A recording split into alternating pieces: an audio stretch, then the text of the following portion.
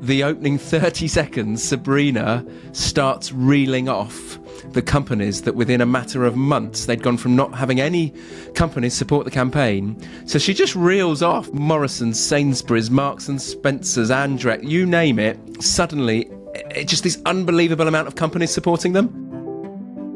Light bulbs went on for me because I finally felt emotionally the power behind this concept, this truth, which various people had explained to me before.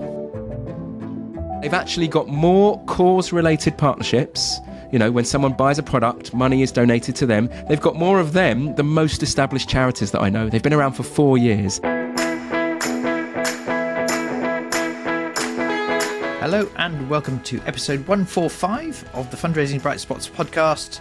This is the show for anyone who works in fundraising, who wants some ideas, some examples, and maybe a little dash of inspiration to help you raise more money and really enjoy your job. And this is one of my favourite interviews of the year to do because once again I'm meeting my good friend Ben online because we're going to do one of these catch-up reviews of our podcast for the year. It's worked so well for the last couple of years. We get lovely feedback from people who say they like these highlights episodes. And thanks, as always, Ben, for joining me to run through some of these episodes. You're more than welcome, Rob. I'm sitting here furiously nodding in the background because I can't wait to talk more about some of these episodes. Thank you.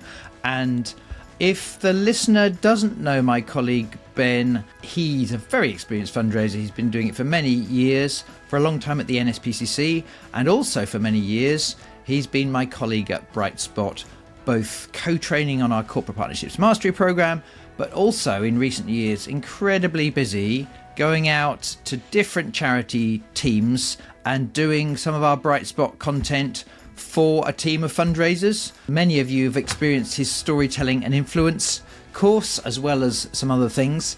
Those of you who like our Breakfast Club for Fundraising Leaders may have seen him very recently do a wonderful session about storytelling tactics and techniques. Or if you've done none of those things but you listen to this podcast, then you might recognise Ben's voice from several of our episodes we've done over the years, and according to the data, they're still among the most listened to ones of all, especially his ones on storytelling and contrast, and how to find stories and examples, even if you're in a charity where that just is trickier, it's harder work due to geography or politics or the structure of your organisation. So do check out the episodes Ben's done with me before.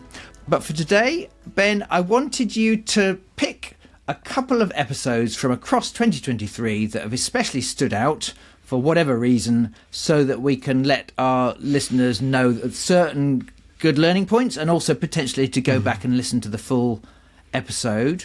What's your first pick? Thanks, Rob. And it is hard because every episode was so good. But, you know, the last 10 years of my career at the NSPCC were in corporate partnerships, and this episode just absolutely sung to me with Sabrina and Cara from Beating Bowel Cancer, where they talked about the extraordinary results they got for the Honour Roll campaign. And the opening 30 seconds, Sabrina starts reeling off the companies that within a matter of months, they'd gone from not having any companies support the campaign. So she just reels off sort of Morrison's, Sainsbury's, Marks and Spencer's, Andrec, you name it. Suddenly, it's just this unbelievable amount of companies supporting them. The results of this are incredibly clear. And as you listen more to the episode, so it's number 132, as you listen more to the episode, you see the power of a story and the power of having somebody very bravely and openly share their own experience. So Cara doesn't work for Beating Bowel Cancer at all, does she, Rob? She's a volunteer, I think. Yeah, that's right. She has for many years done her best in her own time with her own energy on top of her day job working for Marks and Spencer's. She's stood up to be counted to try and help Beating Bowel Cancer achieve its mission because she has this very personal connection to that disease. And she says that, I think there's 2 or 3 things I get most from this. One of them is how intelligent they have been about analysing a particular problem that people have when they have bowel cancer. So Sabrina puts it really well when she says that one of the most powerful parts of the problem is that actually bowel cancer is totally beatable if you see the symptoms early on, but hardly anyone knows those symptoms. And when she says totally beatable, she even says on the podcast, 9 out of 10 people will live beyond 5 years if they've been diagnosed early on. And she says, but that flips on its head the later on you know. So if you don't see the symptoms, then 9 out of 10 people will not make it past 5 years. And that's unbelievably powerful. But she says one of the things that helps you most with your symptoms is when you're going to the toilet. And that therefore, suddenly there's this power of focus that comes from, instead of focusing on every single company in the world or every single part of the journey, they've cleverly said, specifically, it's companies that sell toilet paper or toilet paper brands. Not every single company in the world, but those sorts of companies. And the thing I love most about this is, well, Rob, just a few weeks ago, you and I were in a room with, 30, 40 corporate fundraisers working through this on one of our corporate mastery days. And you could just see that in this podcast, Sabrina and Cara have very cleverly answered one of the steps that we asked people to think through. What is a problem that the people that we help have, and what part of that problem could be solved if we found the right company, whether that's reach, whether that's advice, whether that's expertise. And it wasn't just Sabrina realising this or her team realising this. It is the power of someone as passionate and as brave as Cara, who, having experienced bowel cancer and then beaten it, and then she talks about another form of cancer that she's beaten, realising that if she can just influence the right people at Marks and Spencer's, she can just put an idea forwards and see if the toilet paper they sell can do something to help people. And, one thing I like about this is the strategy of let's focus on the companies that could make the most impact to our problem. The second thing is the power of a story. You're right, I do an awful lot of storytelling, and one of the things we talk about is mirror neurons, or that when I hear a story, my brain flies off trying to find my own example, my own experience, my own version of that story. And Cara said that she first experienced bowel cancer in 2015, and she didn't really tell anyone at work. She didn't really share her story. It was only 3 or 4 years later that she decided to share her story, not really knowing the response. And she said when she shared that story, suddenly people from across the organisation started coming forwards, either telling her their own version of how they had experienced bowel cancer or cancer, or realising that family members or people close to them had experienced bowel cancer. And some of them, it had been too late, and others, they'd got there earlier. But I love the power of one person bravely sharing a story meant that bit by bit, other people in Marks and Spencer's started sharing theirs, which ultimately would influence the chief executive, which ultimately meant that within days and weeks, Marks and Spencer's changed their process to start showing sort of a symptom checker on toilet rolls. But then more amazingly than that, the CEO himself turned around, I think his name was Stuart, and he was so moved by this that he said, surely it shouldn't just be us. We should start doing this with others. And it then started rolling from there. And for me, it was just this sense of momentum. There is a third bonus point that I like in this, by the way. It's quite niche, but Dame Deborah James, who sort of brought bowel cancer to the fore when she died, she was brilliant, a brilliant campaigner for it. And they talk about her and that it was at about the same time, but she wasn't part of this to begin with. She wasn't part of it at all. But there is a particular sentence that they said where it's Cara and Sabrina contact Dame Deborah James, and they send her a note after this campaign has started to say, I think you'd want to know this is happening. And then they tell her a little bit about it to see if she'd want to talk to them. Now, I love that because so often when I talk to charities, we think through an ideal company, an ideal brand, an ideal senior person or ambassador who we think would be interested in our work or a campaign we're doing, but we can't figure out how to best frame it to them. Should we talk to them before it or after it? And I love this tip. If you think of that person and you think they'd want to get behind a campaign, but you're not really sure, you certainly wouldn't want the campaign to happen and them not know about it.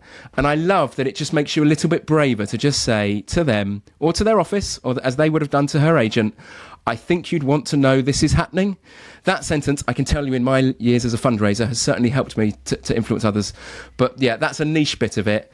And ultimately, I think 11, 12 different supermarkets and brands got in touch with them. Andrex got in touch with them within a week. And I think Sabrina says 1 in 3 people have Andrex in their home. It's a remarkable podcast. If you're in corporate partnerships, I advise you to listen to episode 132. Thank you, Ben. Just before we move on, one other bit about it I love is how easy they made it for the, quote, Dream 10 ideal partners to say yes. Many of them have raised a lot of money as well, but that wasn't the first main thing they were asking for. And at that point, some senior leaders and chief execs say, no, corporate fundraiser. I mean, the mission is important, but your job as a corporate fundraiser is to go and get money. So this notion of using the power of resources, expertise, skills and reach of a company gets sort of pushed to the sideline because the corporate fundraiser was told to focus on getting money first. What they've done is they've done the smart thing of used the power of companies and their wonderful reach, reputation, skills and resources and so on to help achieve the mission.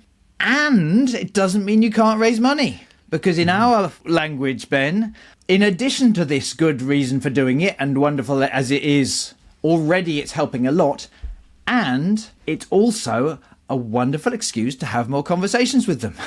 Some of them are already raising money. All of them, last time I talked to Sabrina, are still partners, and that means all of them you can have more cups of coffee with, and some of them are likely to carry on doing more, including raising more money in addition to the campaigning they're doing. Yeah, absolutely. And we often talk about how hard it can feel to get meetings or conversations started with some companies who you view as a dream partner or a dream company.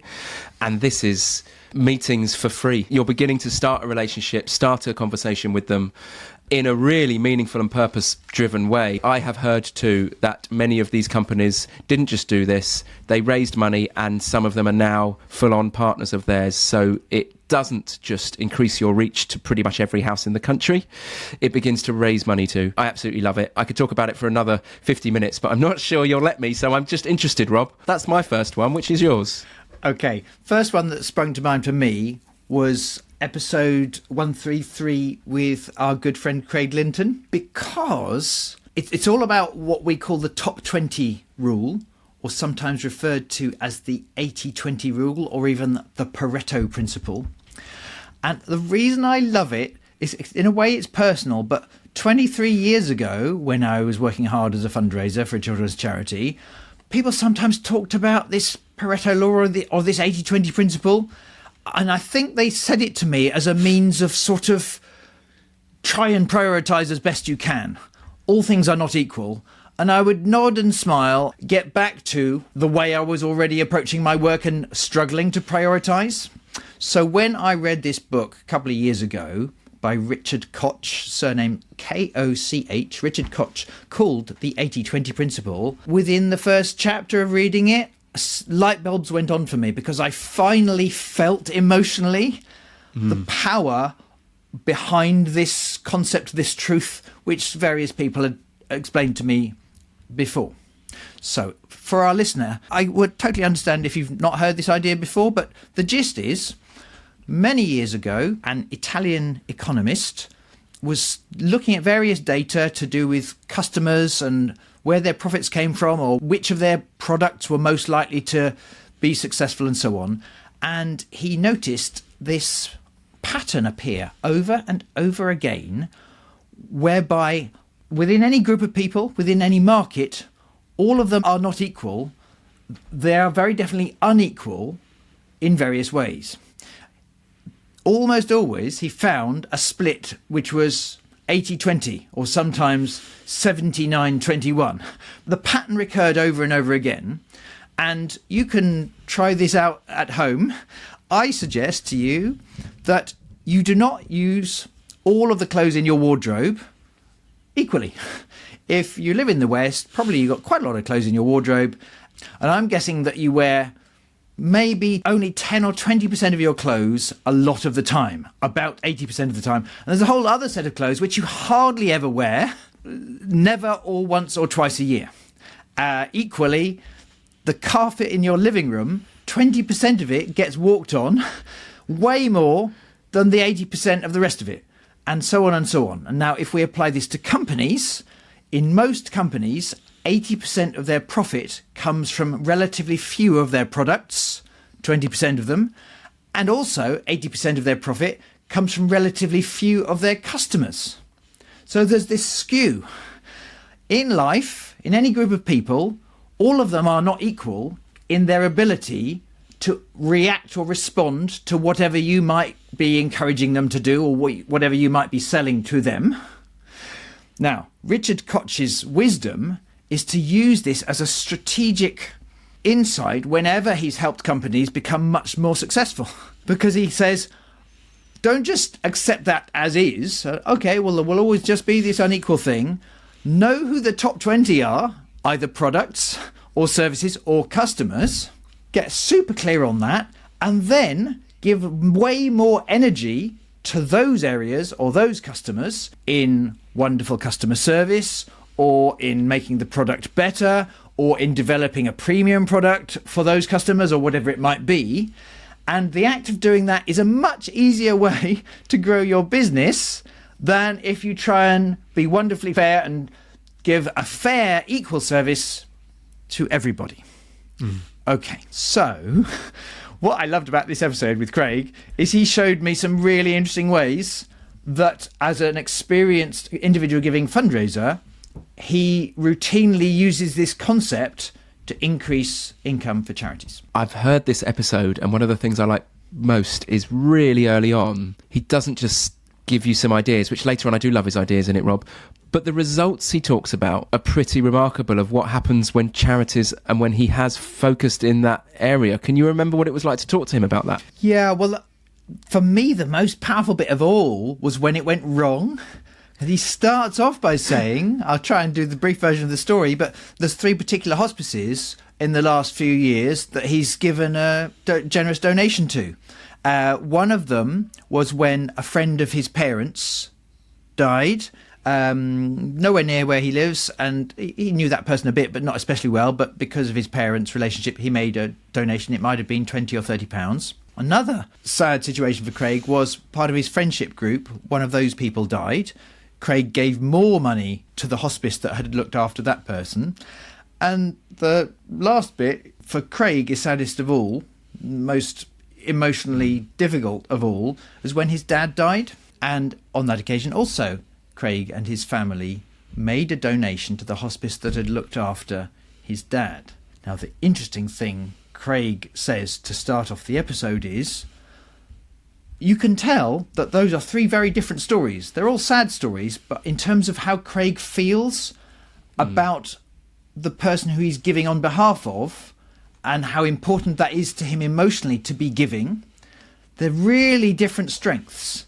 And yet, he said the communication, the thank yous, and whether or not he received any requests or opportunities to give further to the hospice was pretty much identical for all 3 situations, even though common sense would suggest Craig was so much more vested in the 3rd situation, and he was explicit on the podcast.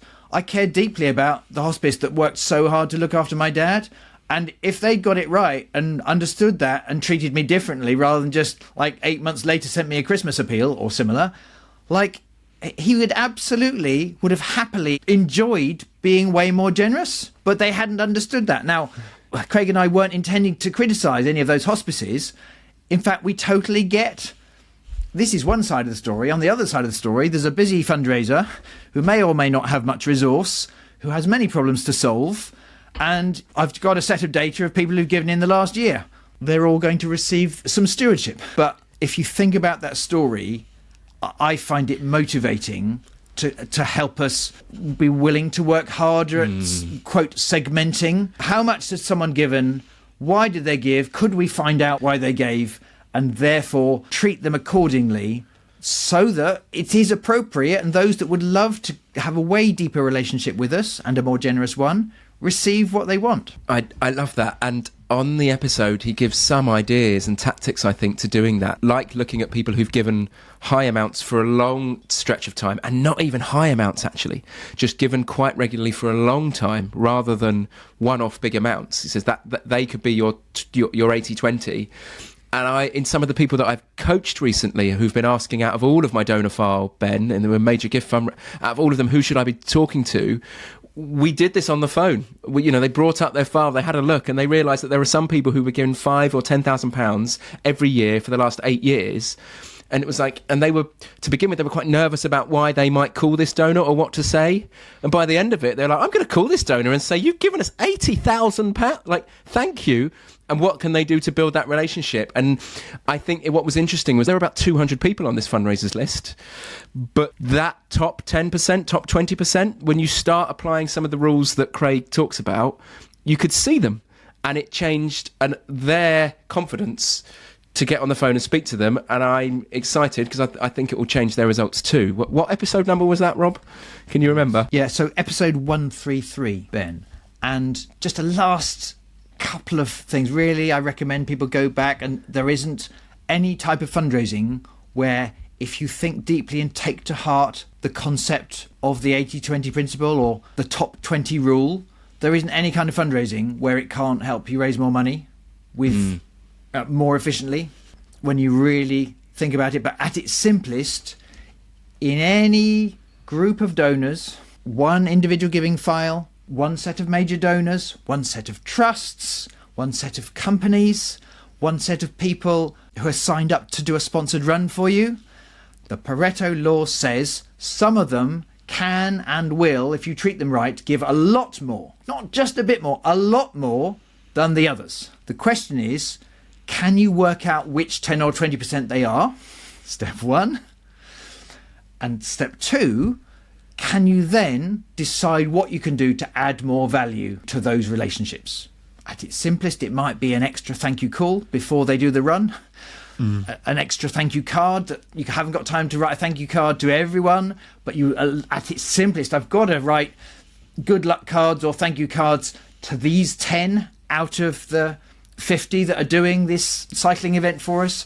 If that's all you do, it will, according to the data, increase the chances that those top 20 will then enjoy giving more. One other tip, Craig says, and we don't go into this explicitly on the call, Craig said a key way you can increase the success of any appeal you send out in individual giving is 5 or 6 weeks before the appeal, by email or letter requesting funds, you do some kind of extra stewardship that doesn't ask for money, but just says, thank you for being such a generous supporter. It could be a call. It could be, as Davinia Batley did at Become, just a lovely thank you postcard that she sent out during the pandemic lockdowns. It could be any extra touch where you don't ask for something, but you just thank them for the difference they've made. If you do that 6 weeks before you then ask for money, you will receive more donations when you ask for money. The trick I like is, in practice, if you're doing 2 or 3 appeals a year, many fundraisers might think of that and say, oh, we haven't got budget or time to send postcards or make calls to all of them. So Craig says, it's okay. You don't have to do it for all of them.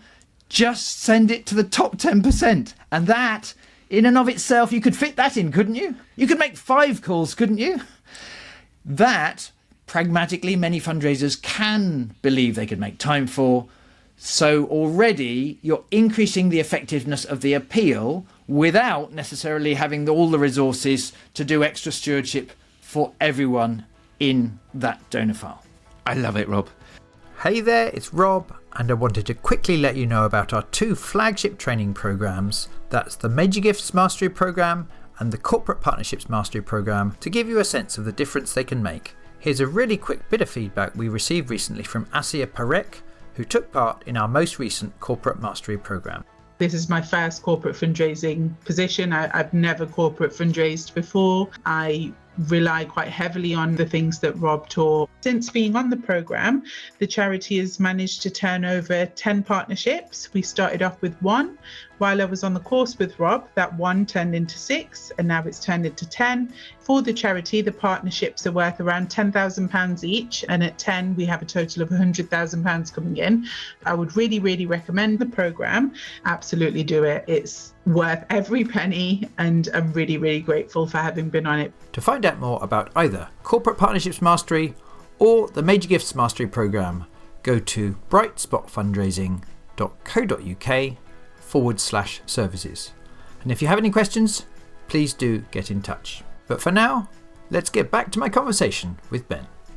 Do you know, the other podcast that I love, by the way, is number 138 with Ben Akers. Yes, but even now I still remember the energy coming through this computer at me when I spoke to Ben. And apart from anything else, we called it Doing Things Differently because we get lots of people with great stories to share on this podcast. But truly, Ben's approach is different to most people I talk to. And he has this outsider advantage. And several times he said, Rob, I'm not a fundraiser. I've spent 20 or 30 years as an advertiser. I think like an advertiser. I still don't consider myself expert at fundraising, but I do know these 2 or 3 things I've done are a major reason why Talk Club has grown so much. So, Ben, over to you. Could you top line explain what the charity is and a couple of things that stood out to you from the episode?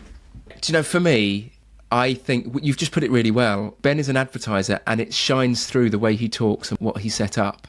There are some niche things I like about it, about the fact that he, as any good advertiser, he becomes very clear on who his target market is. Who is it that my charity has been set up to try and help? Who are the sorts of companies and people that would most want to share that story? And he is ruthless with that.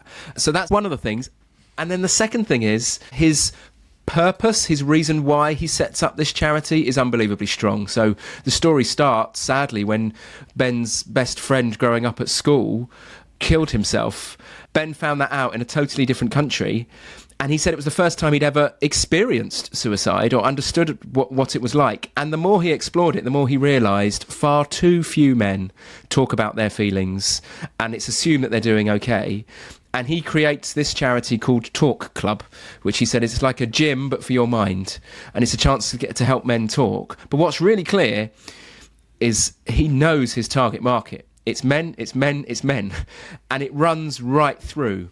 If you hear him speak, he first of all, he says, we've got loads of volunteers from local community groups. He says, but we don't call them volunteers. They're called captains with us. And that made me think of, captains, football captains, sports team captains. And yeah, I'm stereotyping a bit here. In advertising, you've got to stereotype. But that's something that he says, number one, the language he uses is more likely to connect to his audience. He talks about being part of a community, a positive community. He calls it a mental fitness gym. And then he says that we went to where men were. So in their attempts to try and reach more men, they didn't try and do it through PDFs or other things. He went to where they were. He went to pubs. He went to places that sell alcohol. And even though he says, and he admits, a pub is often where someone will go if they are depressed. It's not somewhere that's particularly always thought of as healthy for your mental and physical health. He said that is where our audience is. So when he creates this incredible film about his friend's life and about why Talk Club has been created, and he doesn't launch it online on social media in any other way. He launches it in pubs, going up and down the country with a pint, talking to men, because he's absolutely clear this is how I'm going to speak to my audience. When you think about it, but how ruthless are we all at that times? His ability to be this ruthless means that they are only 4 years old, and they've gone from having one talk club, one community group, to 78 now across different countries in the world as well. They've actually got more cause-related partnerships. When someone buys a product, money is donated to them. They've got more of them than most established charities that I know. They've been around for 4 years. And one of my favourite ones, well, you can guess. If you were thinking through where men were, pubs, what they seem to drink and what affects their mood, alcohol, and it can link to depression, he starts talking to Bristol Beer Factory, talking to them about actually, let's produce your first ever non-alcoholic beer. And Talk Club get 5% of sales. And he said that they sell out so quickly, they can't make it quickly enough. And that actually, the proceeds from that can have now meant that he's been able to recruit someone who then goes on to raise more money and help more men.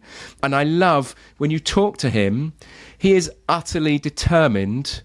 I know my target market, and it will not just change my language, but it will change how I talk to them. I'll keep it simple. He said in advertising, he was told, if you throw one ball to someone, they can catch it. If you throw 5 balls at them, they'll catch nothing. He said, I had to make sure that what I was saying was simple and clear and quick to get through to them. And so literally, he says, I think he says on the podcast, his leaflet that he hands out, that he's printed 4,000 of these leaflets that have gone on to help thousands and thousands of men. It's in black and white. It's really simple language. It's really clear. It's a very easy thing to be part of.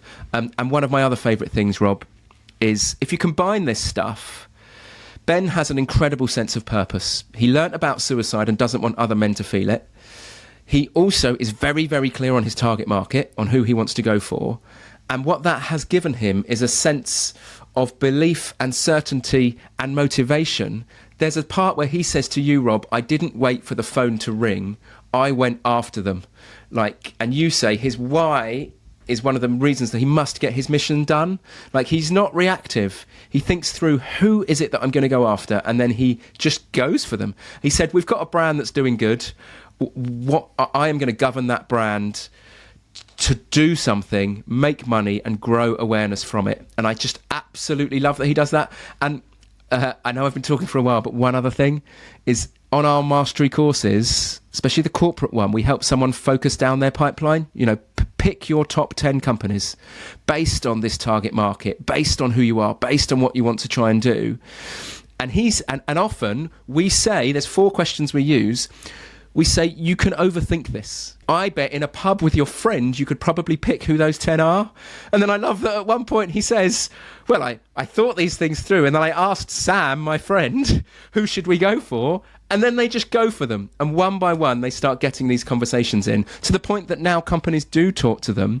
And he said what he does is use the essence of his charity to build a relationship with those companies. So if someone gives them a donation, he then says, as a thank you, can I come and give a speech to your audience to help them be aware of their mental health? And then when he comes and gives the speech, he then says, as another thank you, can I set up a talk club here?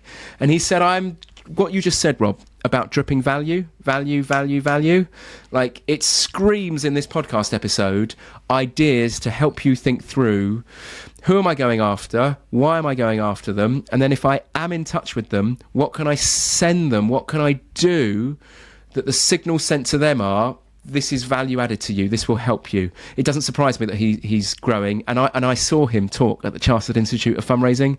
And you're right. He was the only non-fundraiser, I think, on the day, standing and talking in this way. But it was extraordinary. He is a brilliant presenter. He's also done a TED Talk. Yeah, I would listen to this podcast. So thank you, Ben. That's episode 138. If our listeners would like to go and listen to that one, just one last 2 penny worth from me. It's just, again, drawing the parallel to the first one that you suggested, Ben. In many charities, the leadership see the corporate fundraiser as a person whose job it is to go and ask companies for money, bring the money back in, so we can pay for the good work that saves some people's lives or does some good work. And in both these examples you've said, they've seen it in a more enlightened way, which is that, yes, a wonderful thing about great corporate partnerships is income to pay for our stuff, but sometimes even more valuable is not even the money. And in the first example you shared, Sabrina talks about real examples of people who had the toilet paper with the messaging about symptoms to look out for when you're going to the loo that might be cause for concern. And as a result, they talked to their GP and they got it checked out and they knew what to do. And so it was early diagnosis, potentially a life saved. And just as a perfect symmetry to that, Ben talks about someone who bought a pack of Clearhead beer, their partnership with Bristol Brewery, and they said, oh, what's this talk club? Oh, we should do that. And they set up a talk club buying the non-alcoholic beer, so more men are getting access to this wonderful support, and then potentially lives are saved. I love that, Rob. And you've reminded me of the one sentence, the unexpected bit of the problem that he says is, at his age, with his gender, the thing that's most likely to kill him is him. And he starts his talk with this incredibly powerful point, which cuts through all of this. And yeah, it's a brilliant episode. So, Ben, thank you so much for making time to have this chat. Inevitably, there's a couple more we would love to share, so if we can fit it in, let's do one more episode similar to this so we can talk about those extra couple. But for now, I hope our listener has got lots of good ideas, A, anyway, and B, an episode they might want to make time to go back and listen to again. But for now, Ben, thank you so much for making time to chat, and I'll look forward to catching up with you very soon to make another one of these episodes. Thanks, Ben. Thanks, Rob. Well, I hope you enjoyed listening to my chat with Ben. If so, and you think it would help other people too, please do share it on so we can help as many hardworking fundraisers and important causes as we can. I really appreciate your help spreading the word. We'll put links to the episodes we talked about, as well as a full transcript in the show notes in the podcast section of our website. And if you'd like to find out more about our two flagship programs, that's the Corporate Partnerships Mastery Program and the Major Gifts Mastery Program, which have now helped hundreds and hundreds of fundraisers to grow income over the last 10 years. We're currently offering an early bird discount on places for the next intake, which starts in April 2024. Or if you're interested in some bespoke in-house training for your team or Ben's Corporate Partnerships Next Level service, go to brightspotfundraising.co.uk/services. Finally, I know there's a good chance you've already subscribed to this show, but if not, please do hit that button now so that you never miss an episode. Do let us know what you think. On Twitter, Ben is @BenSwart and I am @Woods_Rob, and we're both on LinkedIn. Thank you so much for listening and supporting our show this year. Good luck with your fundraising, and I can't wait to share more Bright Spot stories with you very soon.